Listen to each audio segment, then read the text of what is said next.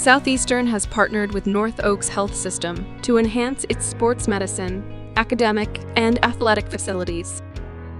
The scope of the project includes the complete renovation of the existing two-story Dugas Center and the construction of a new two-story addition located at the south end zone of Strawberry Stadium. The renovated center will provide upgraded administrative offices, a state-of-the-art treatment room, modern classrooms, a student commons area, and an amphitheater. The exterior of the building will also receive a new look to further modernize the facility. The overall design reflects the university's commitment to providing student-athletes with premier facilities that foster academic success and athletic performance.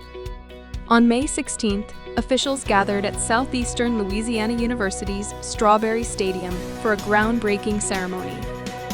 The effort will enhance both the physical facilities and the academic programs that will produce real-world ready sports medicine employees.